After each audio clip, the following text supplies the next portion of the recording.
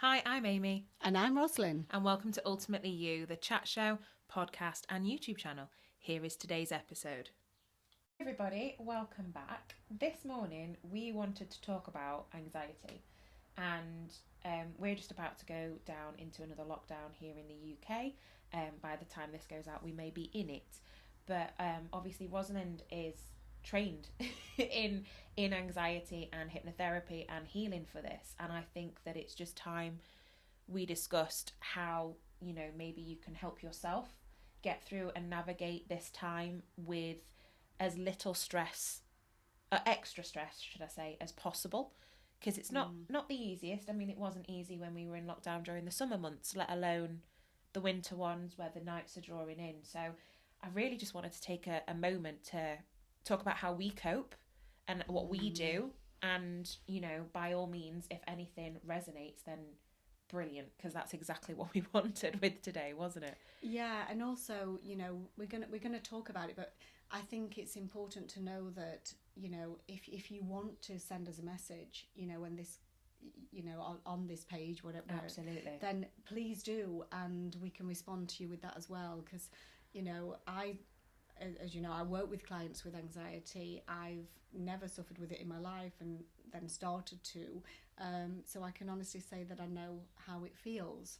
So, I seem to got through the other one quite easily once I turned the news off. Oh, yes. But then this has been a bit of a different ball game again, and we probably didn't see this coming quite as much as even though they've been talking about sort of locking down particular areas which we've had. I didn't see this coming per se. No. So it doesn't surprise me. No. But in the same thing, I didn't see this coming. So I think it's nice to think. We don't want to think about this lockdown, and we don't want to think that we don't trust our government. But there's all sorts of things that's running through our minds at the moment, and then it makes you feel like you're not safe. Yeah. Now, and this is what I've noticed even with people that don't normally have a problem with their eating. They've even started to eat a little bit more because our bodies are trying to protect us. They need a layer of fat on it, So there's lots of things going on, and then people feel even worse about themselves. And now we've been told that gyms are going to close as well. Again. So it's like, people have, that's their sanity, if you like. Yeah. I know my husband says that's his meditation. Well, it's escapism, isn't it? It is escapism. I mean, I do meditation in one way, he does meditation in there, and the gym grounds me and keeps me grounded. So forget about everything else, which is important, I know, but it does ground me. So there's people in turmoil about that are really healthy people. And I don't mean everybody's super healthy in the gym, but what I do mean is that there's really healthy people that look after themselves, eat well, work out well, and yet they're still going to be going through this. Absolutely. And that makes them feel even worse, because all that hard work that they put into maintaining this body, and I don't mean because we want the six pack, we want to be totally ripped. No, it's just about being healthy and living that healthy lifestyle. And all of a sudden that's been thrown up as well. It's a bit like a volcano, isn't it? Well, it is. It just keeps erupting. Yeah. And sure. I think that whatever your escapism is, we haven't got it. Whether it was a quick walk to the shops and a coffee in a coffee bar, you can't do that. You can't go to the gym. You're even limiting now on your outdoor time. And I think that's a hard space to be in if they're your escapisms. I mean, I'm very lucky. My biggest escapism, my meditation, is walking my dog. I have to do that. I can't not do that unless I have seriously got ill or I am injured. There is no way that dog can not go out twice a day. But I'm very lucky, and I know that because that's my headspace. Not a lot of people have that. And I think that was the main thing when we discussed, what should we talk about today? It was this, because, coping with these, even if you're not normally an anxious person, this is huge. This is a massive change of routine again. We just thought we'd got back on our feet to a certain extent. Now the rug's been pulled again, and it's hard. People are taking it quite difficult.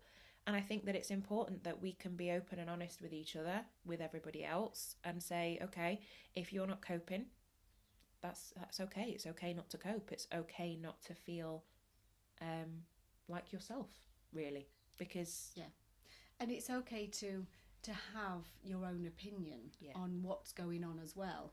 And we all have difference of opinions of what's going on, and we're all in different jobs. And I'm now not going to be taking face-to-face clients for the next month, but I've actually took more online, so for me it's not going to make a massive difference. No. And I never wanted to work online, to be fair, and I didn't feel I'd have the same connection. But you know what? Somehow it's working out amazingly well. No, it is. I don't know why you're surprised. So it's forced my hand. Yeah. Now, I could have been super negative about that. Yeah. But actually I decided that, yes, I would give it a go and I would do it. And it's worked out to my advantage and to my clients, because I can still help people regardless. Online. But if I was just going to keep being negative about it, I've got to close and I can't do this, I've had to find another way and be open to that. Yeah, I think the biggest thing is changing your approach. Yeah. Being a bit more open-minded. And so I think that that's helped in many ways for me personally. I get that. But I'm, when we talk about escapism, I'm one of these people that, when I was writing my book and doing other things, I would sit in that coffee shop. Yeah. I'm exactly the same. Yeah, and there were certain ones I'd go in, and I knew that, right, I can switch my phone off, or I wouldn't get internet signal anyway, so I could just write, or even if there are things I need to do on my phone, and I had got good internet, I could sit there, and I was so productive just sitting in that coffee shop, minding my own business, Absolutely. And just sitting there for probably an hour, getting it all done, but it felt great than sitting in my office all the time. No, I was with you, because I did both my degree and my master's, and I could not bear to be in the library. Yeah. That to me, even though I love peace and quiet, and if I'm reading a book, I prefer the house deathly silent. But to study or to write any of my dissertations or theses, I went to a coffee shop. I needed the hustle and bustle of life. Yes. As my background music. That's what I needed. Yeah. I could not concentrate in the silence, and I would say arguably that's what I've missed the most. And me too. Yeah. And that just brings me back to, we're meant to be connected with other people. Yeah, we're human beings. And then what we're doing now is we're walking around and we all have masks on, and it's visible that something's going on. The amount of times I smile and realise nobody can see that I'm smiling is unreal. I know. Do you know what? I've actually took my mask down to smile so people can see, because my eyes are not enough, I'm sure. And my mum pointed something out to me. She can't wear a mask because of her lung problems. So she's got a lanyard thing on. And she said to me the other day, she said, "You know what, Rosalind?" She said, "I've realised how sad it is." She said she needed some last bits before lockdown and one thing and another. And she said, "It's sad, isn't it, what's going on?" And I said, "Yeah." And she said, "I'm looking around, and even though I've not got a mask on," she said, "I'm smiling at people as a gesture." And she said, "And you're seeing just a sea of masks. And nobody's really acknowledging each other or looking at each other." And so that, I've really felt that, really struggled with that massively, because I'm the sort of person that I'm really sociable, but then I do like my time on my own, and that must be why I like the coffee shops, because this thing's still going on. But you're on your own. But I'm actually on my own, so I don't have to talk to anybody. And so, but she came out with that comment, because she's not been out much. She's not done a lot. But she said it was great to be out still. It's strange. I think for me, I am a very social person, as we've both said, and I crave the day that I can go and sit and meet people again and do that. But I think that, in terms of coping with any anxiety that's coming up, it's harder to do when you've not got those things to lean on. Yeah. Because even during my degrees and stuff, I did have quite a lot of anxiety around doing it, but I found solace in the coffee shops and in the walks with friends, even if they'd got no idea what degree I was doing. It didn't matter, they were still there. And I think that being taken away from us again is quite difficult. Because for me, I'm also quite a stickler for routine. Yeah. I am very much, unfortunately, a creature of habit. And I think when I'd got my head around the first lockdown, I still made myself stick to a really bizarre timetable. I would be out with the dog at this time. I would be home for this time. I would do something at this time. Because if not, I found that I was sort of, the days were blurring and I felt overwhelmed.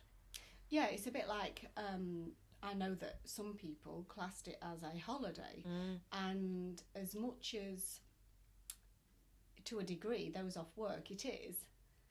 You know, I did exactly the same. Yeah, I did for a few weeks. And these were the tips that I was giving out to people at the beginning of the first lockdown, was keep in that routine. Yeah. So I was still going to bed at the same time at night and getting up at the same time in the morning. Yeah. Because otherwise, I mean, especially this time of year where we've got darker evenings, you know, we need daylight. Yeah, we do. So it's keeping in that routine, whether you're at work or you're not.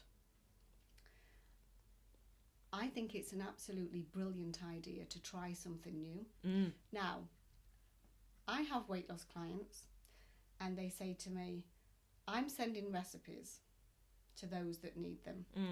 And they will say, do you know what, I'm working so hard, I haven't got the time to even look. Well, there's lots of things online. There's lots of books on Amazon. And I see it as a fantastic opportunity to be able to research a little bit more and find some, you know, healthy, enjoyable meals. And you can master them before anybody else has to eat them. Absolutely. So, you know, that is just one topic. Yeah. You know, learn a language. Learn what is it. We spend that much time moaning about everything that by the time you finish moaning, you could have started learning something new. You know, we all have something, I'm sure, that we would like to investigate, try, and I see this as an amazing opportunity to do that. I mean, I started doing things in my garden last time. I've now got projects going on in the house. She's redecorating, guys. I'm redecorating.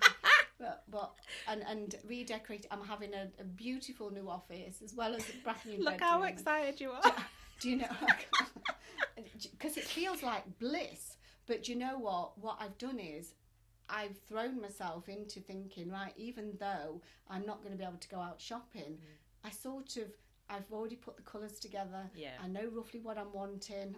I'm not a shop online fan, I can tell you that. She's really, really not. I just love to go out and feel it and try it and know that it's right. And I'm a real visual person and I like to feel the fabric or everything. So, you know, I know that even though the high street shops are going to be, most of them, non-essential shops are going to be closed, I will look online because I've virtually seen some anyway, things that I'm wanting. And I've thrown myself into that. Yeah. So my best thing is to be creative. Yeah. And I think it is with a lot of people, however that may be. Mine's painting and putting colours together. I love that. I'm a colourful person. So to go back to doing something like that, I won't even notice we've been in lockdown, to be fair.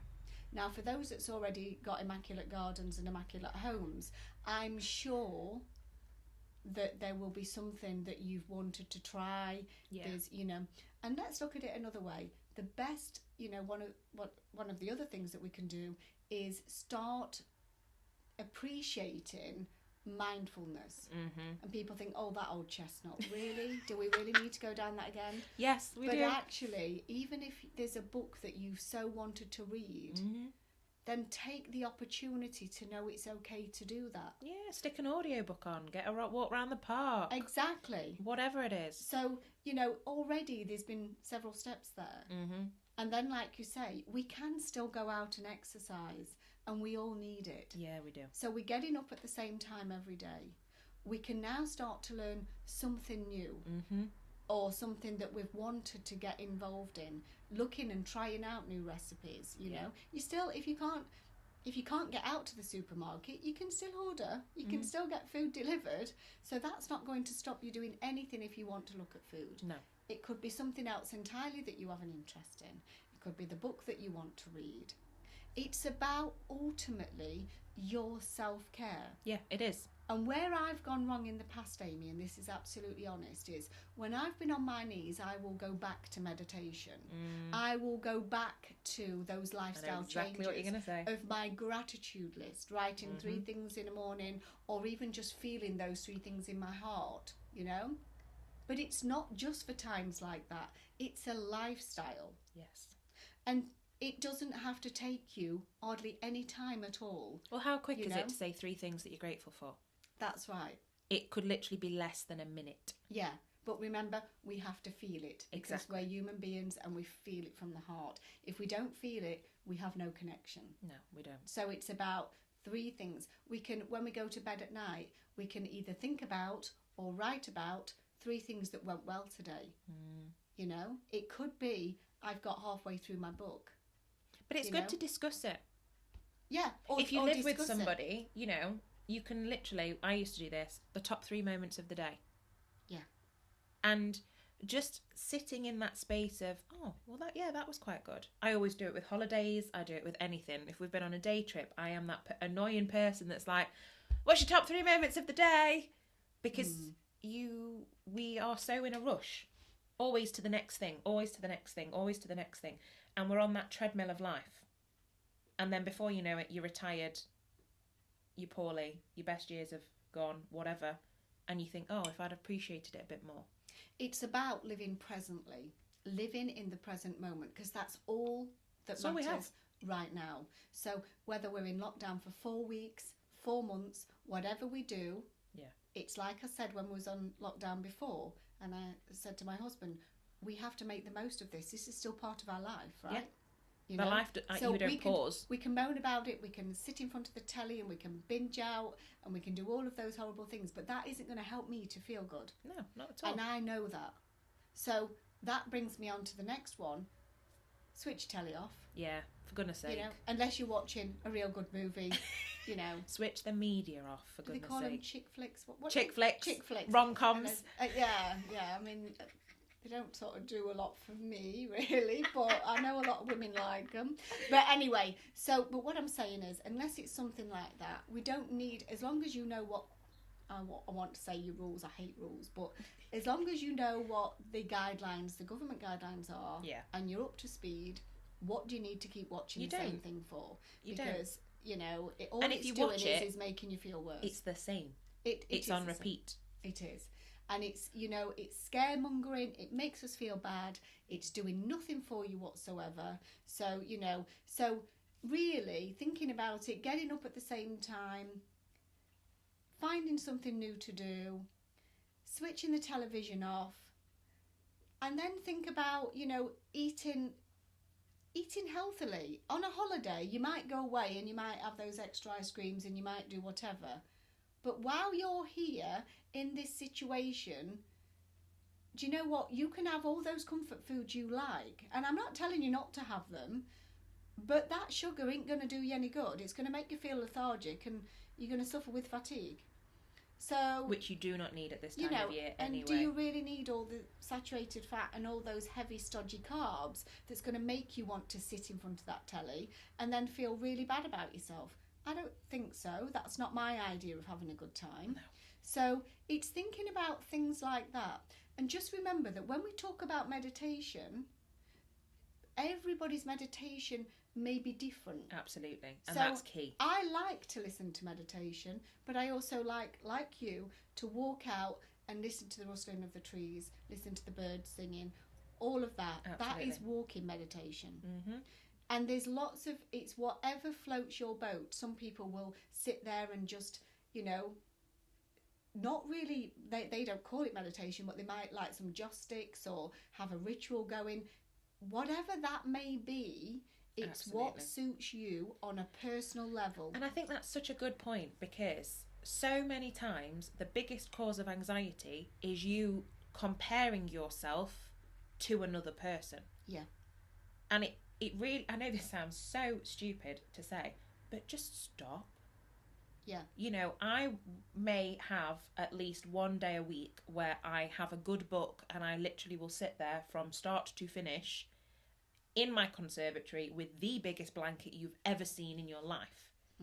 Now, to somebody else, that would be unproductive, that would be a waste of time, that would be not good, you know, I haven't moved all day, whatever. But to me, I enjoy that. Am I going to do it every day? Absolutely not. Will I probably do it once a week? Probably. But if I stand there and I compare myself to somebody that perhaps is a gym freak, so has already bought an indoor gym and they're doing it twice a day, and I will feel like crap if I compare myself to that person. Yeah. Because that doesn't interest me anyway, so why would I do it? Yeah. But if I'm sat there beating myself up because I'm trying to attain their level of perfection, of course I'm gonna feel anxiety riddled. Of course I'm gonna feel sad. Of course I'm gonna, you know, feel like I'm not enough. Biggest mistake you can make. Yeah. And you're absolutely right, because I've been around and watched the gurus for quite some time, and they all give similar advice, but I tried to keep up with all of that, and to be honest, didn't suit me. No, makes you feel overwhelmed. And it's not that they're wrong at all. No, gosh. And you take the advice that you're given, but at the end of the day, I've had to find what makes me tick, and the best way to do it is you could actually get a journal and write, when I did this on this day, I felt like. So you may have done a meditation in the morning, and then you can write at the end of the day, what did your day go like with that meditation? Yep. And then when I don't do X, Y, and Z, then my day went like this. Yeah. So that you then, because we're very quick to dismiss things. Oh gosh, aren't we? Even if they did work, we dismiss it and we don't do it for long enough. So it's like anything. We need to keep doing it. It needs to be routine. It needs to be habit. Yeah, absolutely. So it's not, it's not about, as you say, what somebody else is doing. It's about, when I do this, then my day goes better. Yeah. I know my day goes better when I have done a meditation in the morning, and when I get up and I have my celery juice. I know my body feels better. Yeah. I've had my meditation, and then I have my breakfast a little bit later. They are my best days. I've monitored that. I know that's what works for me. Yeah, absolutely. Somebody else would think, I'm not doing the meditation and you're not going to get no celery juice down my neck. But that works for me. Absolutely. And I feel that is it's like a tonic to me in the morning. And I love it. And if I don't have celery juice, then I have my green juice. Yeah. But the days that I don't have them, I don't feel as good. Well, you see, I do the opposite. I am literally, the minute my alarm goes off or I wake up, I have a 35-kilogram dog jumping on me to go out. So I am literally, before I've even had a chance for a cup of tea, I have a glass of water and I am out that door. Yeah. And I am gone for about an hour. But that's your meditation. Exactly. So that works for you. Exactly, but that would be somebody else's idea of hell. Yeah. You know, and that's the important thing. It works for me. Because then when we come back, me and my dog have breakfast together, guys. And that starts my day. Yeah. That no matter what time I am up, that is the beginning of my day. Yeah. But it doesn't work for everybody. No. And I wouldn't suggest doing it for anybody else. It's about what makes you feel good. Because if I don't start my day like that, I, don't feel productive, because the first task of the day I've failed at, in my opinion, because the first task is always my dog. Because she can't walk herself. So it already puts me in a negative mindset, because I feel like I've not done my task. It's literally get up, make the bed, walk the dog, then have breakfast. If I don't feel like I've done that routine, I feel like I've failed.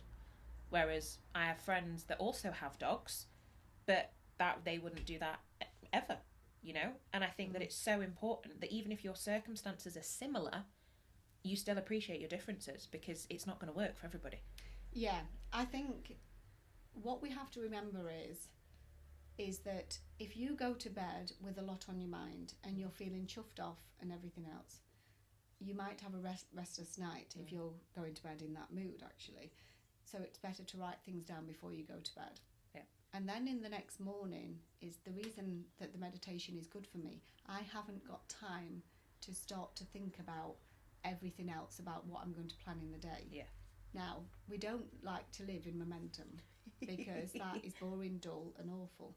So that is why I find people that I like of what I want to listen to. Some of them are only literally 10 minutes. Some of them are half an hour meditations.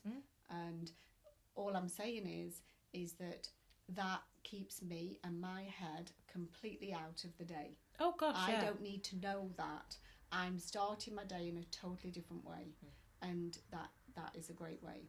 And I think for people that are at home is making sure that if you are going to read your book, if you are going to do your meditation, if you're not doing it in bed or your bedroom, find a room in the house that you really enjoy and that you resonate with. It's like me, I'm so excited to get my office done because, you know, it will feel amazing to be in there and to work in that space. Work in that space. I'm probably going to do my morning meditations in there as well.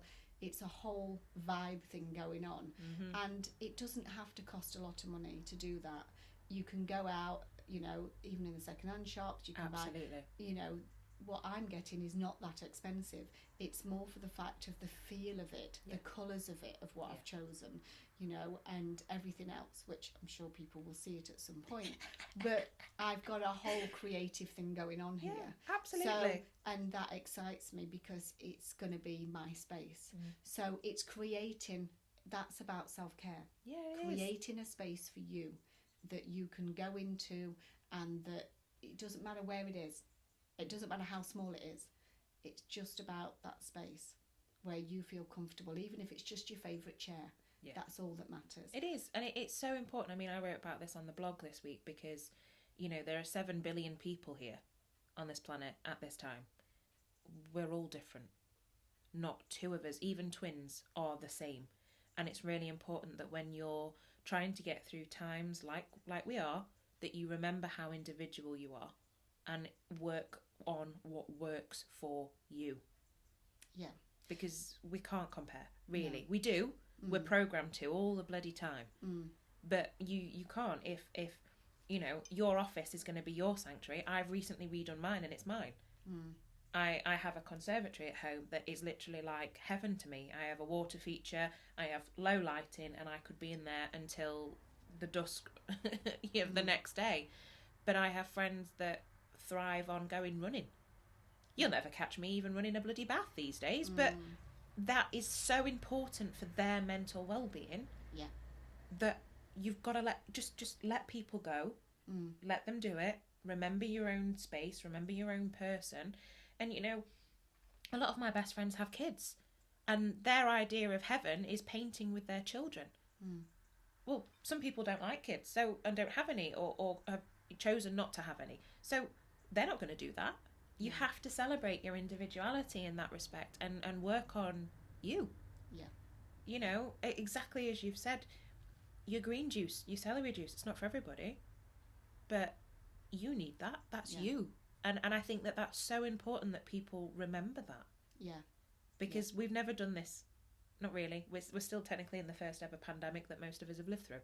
So it's really important that that comparison comes away, and that, you know, with everything that we've said, with the anxiety relief meditations that we can put a link to that you've already done. We can put that back on there, actually. Yeah, and you know, making sure that you are grounding your energy and that you're looking after yourself. Self-care is so much more than you know, putting on a face pack and an eye mask. It's you know, get outside. And I never think about that with self-care. It's really strange, isn't it? That is not the thing that my self-care is about my soul. But then, of course, that's me personally. So, but I think it's a great place of where to leave this today. So it's all about basically finding your little sanctuary, or big sanctuary, whatever it is that you have. It's about really enjoying what you do. You know, there may be things going on outside. You know, you may be off work for a period of time. You may have all those things going on. Equally, we have people that are going to be working more and going to be flat out as well. Yeah, absolutely. But I think